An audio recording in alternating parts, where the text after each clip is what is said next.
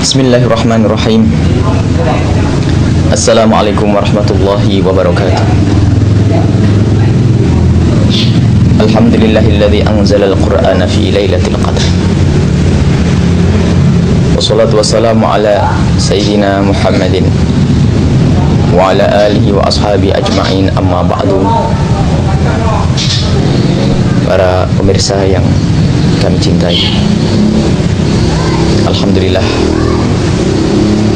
pada saat ini kita diingatkan oleh Allah Subhanahu wa ta'ala untuk membicarakan satu kejadian dahsyat luar biasa, yaitu penurunan wahyu, nuzulul Quran, pedoman kita, Al-Quran pembimbing kita, Al-Quran yang harus kita jadikan sebagai undang-undang di dalam hidup kita. Perlu kita ingat memang kisah nuzulul Quran. Perlunya kita untuk sambung kepada Allah dengan Al-Quran. Itulah firman Allah Subhanahu wa ta'ala. Disitulah larangan Allah, dan disitulah perintah Allah Subhanahu wa ta'ala. Dan disitulah Allah menyebut orang-orang yang Allah cintai, dan disitu juga Allah menyebut orang-orang yang Allah benci, agar kita bisa memilih, pengen jadi orang yang dicintai oleh Allah atau yang dibenci oleh Allah, pengen menjadi orang yang dimuliakan oleh Allah atau pengen menjadi orang yang dihinakan oleh Allah. Semuanya contoh ini ada di dalam Al-Quran. Kemuliaan di dalam Al-Quran, kemuliaan hidup sesungguhnya adalah di saat orang berpegang kepada Al-Quran. Nuzulul Quran. Kalau berbicara tentang nuzulul Quran, Allah Subhanahu wa ta'ala menurunkan Al-Quran seperti yang disebutkan oleh para ulama tafsir dan usul tafsir.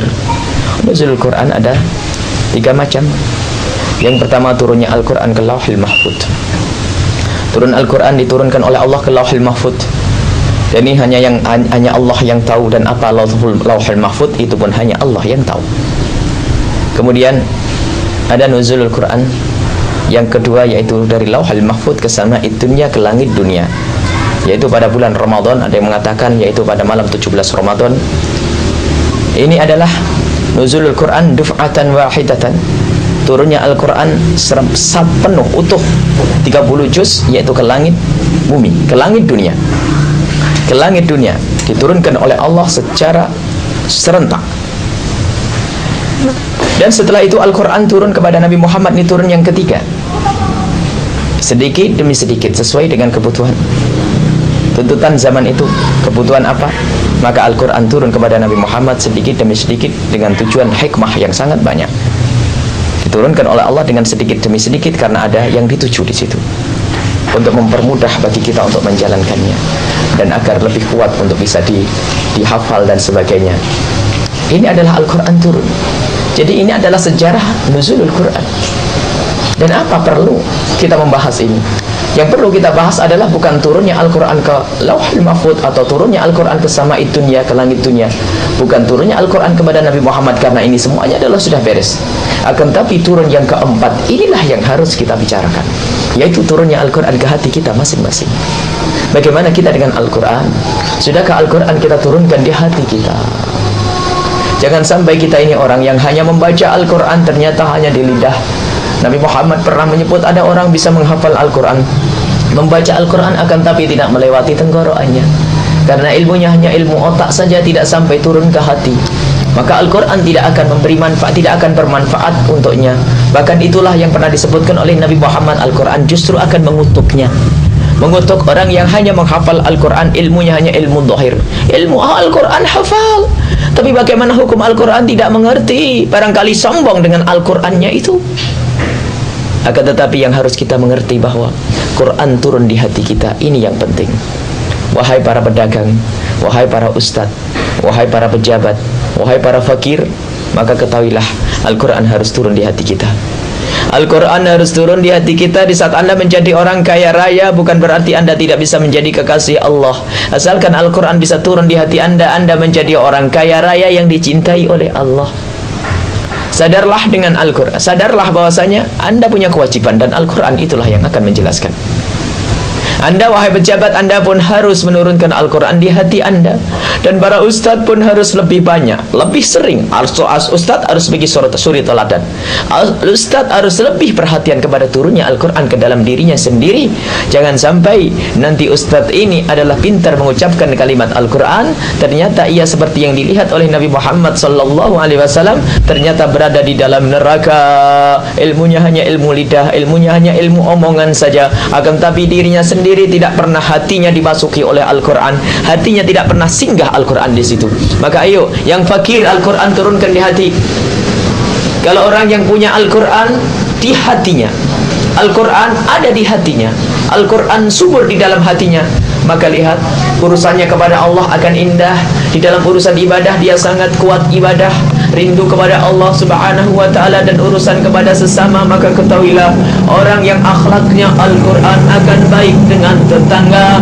Orang yang akhlaknya Al-Quran akan mudah santun kepada fakir miskin. Orang yang akhlaknya Al-Quran akan kasih sayang kepada rakyat.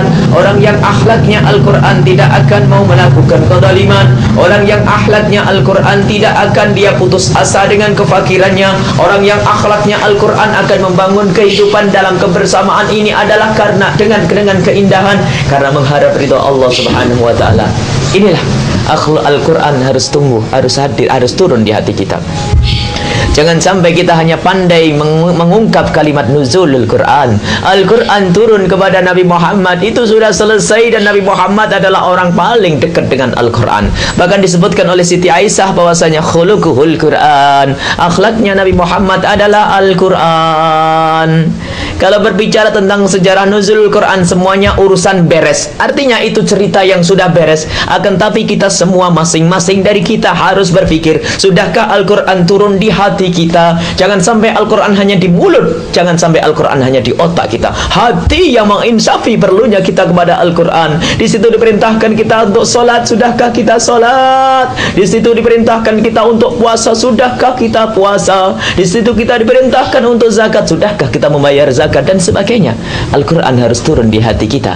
Itulah nuzul Quran yang hakiki, itulah nuzul Quran yang sebenarnya. Maka di bulan suci Ramadan, khususnya di hari 17 ini, maka marilah kita berusaha untuk benar-benar menghadirkan Al-Quran di hati kita. Kita insafi, ketahuilah, jangan sampai Al-Quran mengutuk kita. Al-Quran sudah turun kepada umat Nabi Muhammad, tetapi ternyata semuanya hanya di otaknya, semuanya hanya di lidahnya, tidak masuk ke hatinya, dan ini adalah umat terkutuk. Semoga kita diselamatkan dari umat yang terkutuk. Semoga kita diselamatkan dari manusia-manusia terkutuk, yaitu manusia yang mengerti Al-Quran, mengamalkan Al-Quran, dan Al-Quran benar turun di hati kita masing-masing. Semoga Allah memuliakan kita dengan Al-Quran, merahmati kita dengan Al-Quran, menyelamatkan kita dengan Al-Quran. Semoga Allah menjadikan Al-Quran di hati kita. Semoga Allah memudahkan turunnya Al-Quran di hati kita, di hati masyarakat kita, tetangga kita, teman kita, atasan kita, bawahan kita, rakyat kita, dan sebagainya. Ini saja, mohon maaf dan yang sebanyak-banyaknya, dan mohon doa selalu. Wabillahi taufiq wal hidayah.